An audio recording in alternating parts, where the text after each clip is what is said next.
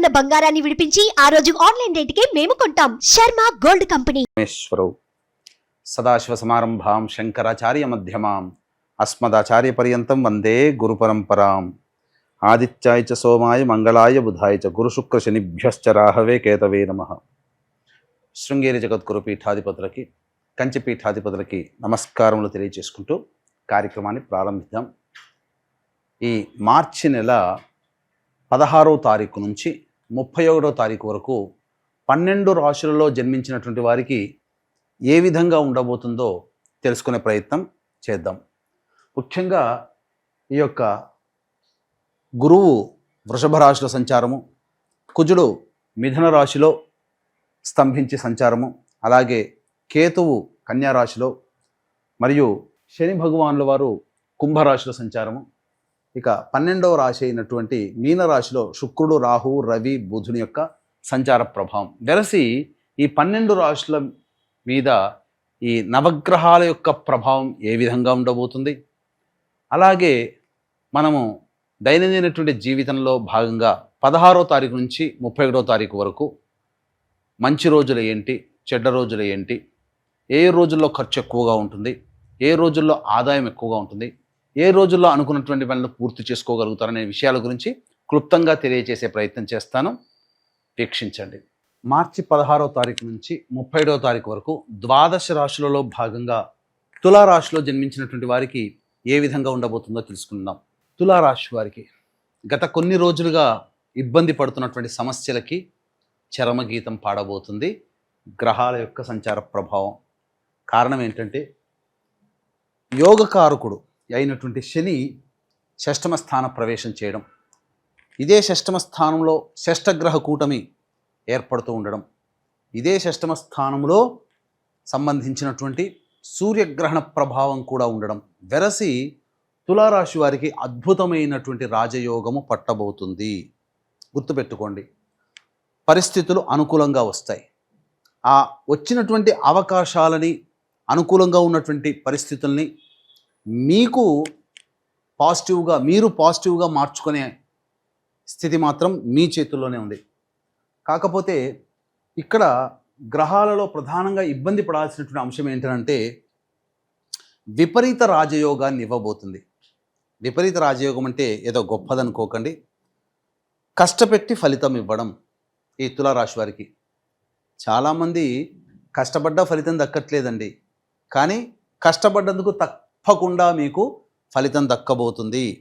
కష్టములు ఉంటాయి, ఎందుకు ఖర్చులు కూడా ఉంటాయి. 12వ స్థానం మీద మొత్తం నవగ్రహాల యొక్క ప్రభావం ఉండడం, అష్టమ స్థానంలో గురువు, నవమ స్థానంలో కుజుడు స్తంభించి ఉండడం వెరసి గురుబలం లేని కారణం అయినప్పటికీ ఈ గ్రహణ ప్రభావము, శని మార్పు, అలాగే షష్టగ్రహ కూటమి వెరసి విశేషమైనటువంటి రాజయోగాన్ని మీకు తీసుకురాబోతుంది. కాబట్టి గురువు అనుకూలంగా లేడు, చేయాల్సిందల్లా పెద్దల మాట గౌరవించడం, మరియు నిరంతర దేవతా అనుగ్రహాన్ని పొందే ప్రయత్నంలో భాగంగా ఇష్టదేవత ఆరాధన, ఇష్ట దేవాలయ సందర్శనం తరచూ చేస్తూ ఉండండి. పరిస్థితులన్నీ మీకు పాజిటివ్గా మారిపోతాయి. ఈ రాశిలో జన్మించినటువంటి వారికి ముఖ్యంగా సంతానం కోసం ఎదురు చూసేటువంటి వ్యక్తులకి చక్కటి సత్సంతానం కలగబోతుంది. వివాహాది సంబంధించినటువంటి విషయాల్లో గొప్ప యోగం కలగబోతుంది. వివాహ సంబంధమైనటువంటి విషయాల్లో మీకు అనుకూలంగా ఉండబోతుంది. ఇక గమనించుకున్నట్లయితే ఈ రాశిలో జన్మించినటువంటి స్త్రీలకి గురుతర బాధ్యతలు పెరుగుతాయి, ఎక్కువగా కష్టపడాల్సి వస్తుంది. కానీ పేరు కీర్తి లేని పనులు అంటారు కదా, ఆ విధంగా చేయాల్సి వస్తుంది. కానీ భవిష్యత్తులో ఈ పనుల వల్ల మీకు మంచి యోగం కలగబోతుంది. అంటే ఏదైనా వృత్తిలో ఉన్నవాడినైనా, వ్యాపారంలో ఉన్న మహిళలైనా, అలాగే ఉద్యోగంలో చేస్తున్నటువంటి మహిళలైనా కానీ మీ పని మీరు చేసుకునే ప్రయత్నం చేయండి. గురువు అనుకూలంగా లేడు, పెద్దల యొక్క, అధికారుల యొక్క ఒత్తిడి ఎక్కువగా ఉన్నప్పటికీ మీరన్నీ కూడాను సర్దుకుపోయే మనస్తత్వంతో, కుటుంబ పెద్దలతో కానీ కుటుంబ సభ్యులతో సర్దుకుపోయే మనస్తత్వం కనుక ఈ తులారాశిలో జన్మించినటువంటి మహిళలకు ఉన్నట్లయితే భవిష్యత్తు ఉగాది తర్వాత అద్భుతంగా మీ యొక్క జీవితం ఉండబోతుంది.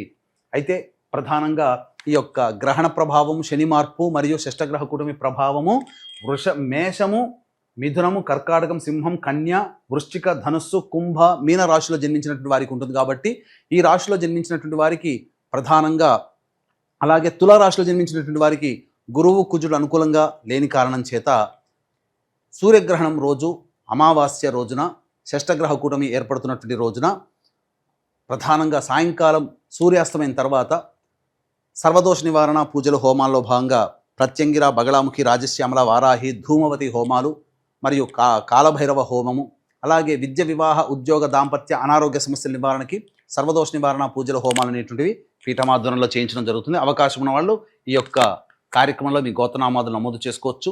అలాగే 16వ తారీఖు నుంచి 31వ తారీఖు వరకు రోజువారీగా ఏ విధంగా ఉండబోతుందో తెలుసుకునే ప్రయత్నం చేద్దాం. 16వ తారీఖు రోజున ప్రధానంగా ఖర్చులు అధికంగా ఉంటాయి, ప్రశాంతత లేని జీవితాన్ని గడపాల్సి వస్తుంది.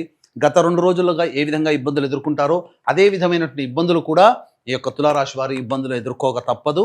ముఖ్యంగా ఒక జిగ్జాగ్ వ్యవస్థలాగా ఉంటుంది. 17, 18, 19వ తారీఖులో కనుక చూసుకున్నట్లయితే పెండింగ్లో ఉన్నటువంటి పనులను పూర్తి చేసుకుంటారు, విందులు వినోదాల్లో పాల్గొంటారు, కుటుంబ సభ్యులు మిత్రులతో ఆనందంగా గడుపుతారు, ఒక రెస్పాన్సిబిలిటీస్ని పూర్తి చేసుకున్నామనే సంతోషంతో గడుపుతారు. 20, 21 ఈ తేదీల్లో కుటుంబ సభ్యులతో వాగ్వివాదాలు పెరుగుతాయి. అలాగే కుటుంబంలో ఉన్నటువంటి వ్యక్తుల మధ్య పొరపచ్చాలు పెరుగుతాయి, ధనపరమైనటువంటి నష్టము, మనస్సు చికాగ్గా ఉండడము, ఏ పని యందు లగ్నం లేకుండా ఉండడం ఉంటుంది. ఇక 22, 23, 24 తారీఖుల్లో మీ యొక్క అవసరాలకి, ఖర్చులకి తగినంతగా మీకు ధన సహాయం చేకూరుతుంది. అలాగే బంధుమిత్రులు, అలాగే స్నేహితుల యొక్క సహాయ సహకారాలతో మీ పనులన్నీ కూడా పూర్తి చేసుకోగలుగుతారు. 25, 26, 27, 28 ఈ తేదీలలో ప్రధానంగా వాహనాన్ని నడిపేటప్పుడు జాగ్రత్తలు పాటించాలి, మీ ఆరోగ్యం పట్ల శ్రద్ధ వహించాలి. గృహోపకరణాలు కొనుగోలు చేస్తారు, గృహ మరమ్మతులకి, వాహన మరమ్మతులకి ఎక్కువగా ఖర్చులు అవుతాయి, ధనపరమైనటువంటి సమస్యలు కూడా పెరుగుతాయి. ముఖ్యంగా తల్లిగారి ఆరోగ్యం పట్ల శ్రద్ధ వహించాల్సినటువంటి పరిస్థితి. 29, 30, 31 తారీఖుల్లో కనుక చూసుకున్నట్లయితే ప్రధానంగా అన్ని రకాలుగా యోగదాయకమైనటువంటి పరిస్థితులు మొదలవబోతున్నాయి. ఉగాది నుంచి కొత్త జీవితంలో అనుకూలంగా ఉండబోతుంది. ముఖ్యంగా గురువు మార్పు కూడా చేసిన తర్వాత, గురువు మారేంత వరకే ఇబ్బంది, ఏప్రిల్ 16వ తారీఖు వరకు. తదనంతరం అంతా యోగదాయకంగా ఉంటుంది. కాబట్టి అన్ని విధాలుగా యోగించేటువంటి పరిస్థితుల్లో ఈ యొక్క తులారాశి వారికి ఉంది. కాబట్టి అన్ని రకాలుగా మీరు ముందడుగు ప్రయత్నం చేయండి. ఖర్చులు ఎక్కువగా ఉంటాయి, అదొక్కడి గుర్తుపెట్టుకోండి. ప్రశాంతత లేని జీవితము, ఖర్చులు ఎక్కువగా ఉంటాయి. కానీ ఎక్కువ శ్రమ పడితే అంత ఫలితం పాజిటివ్గా మీరు పొందగలుగుతారని చెప్పవచ్చు. కాబట్టి ఏవైనా అవకాశం ఉంటే, జీవితం బాగుండాలి అనుకుంటే అద్భుతమైనటువంటి రోజు 29వ తారీఖు రోజున, అటువంటి రోజు మళ్ళీ రాదండి. ఆ రోజున మన పీఠమాధ్వర్యంలో జరిగే సర్వదోష నివారణ పూజల హోమాల్లో పాల్గొనే ప్రయత్నం చేయండి. ఇప్పటి వరకు మీకు చెప్పినటువంటి విషయాల్లో కనుక చూసుకున్నట్లయితే ప్రధానంగా ఏవైనా జాతకపరంగా ఏవైనా సందేహాలు కానీ సమస్యలు కనుక ఉన్నట్లయితే కార్యక్రమ తదనంతరం కాంటాక్ట్ చేసి మీ యొక్క సందేహాలకు నివృత్తికి మార్గాలు తెలుసుకోవచ్చు. అలాగే ఏతావాత చెప్పొచ్చేది ఏమిటంటే ప్రధానంగా ఈ యొక్క తులారాశిలో జన్మించినటువంటి వారు 16వ తారీఖు, 20, 21 అలాగే 25, 26 తారీఖుల్లో ఖర్చులు అధికంగా ఉంటాయి. కాబట్టి జాగ్రత్తలు పాటించండి. మిగతా రోజుల్లో ఆనందదాయకమైనటువంటి పరిస్థితులు పొందుతానని చెప్పవచ్చు, సందేహం లేదు. అలాగే ఇష్టదేవత ఆరాధన, ఇష్టదేవాలయ సందర్శనం తరచూ చేస్తున్నట్లయితే మంచి జరుగుతుంది. పెద్దల మాట గౌరవించండి, పెద్దలకి విలువ ఇవ్వండి, అన్ని విధాలుగా శుభయోగంగా ఉంటాయి. అలాగే ప్రధానంగా ఈ ఆస్తి వివాదాలకు సంబంధించినటువంటి ప్రయత్నాలు మొదలు పెడతారని చెప్పవచ్చు. సర్వం శ్రీ ఉమామహేశ్వర పరబ్రహ్మార్పణమస్తు.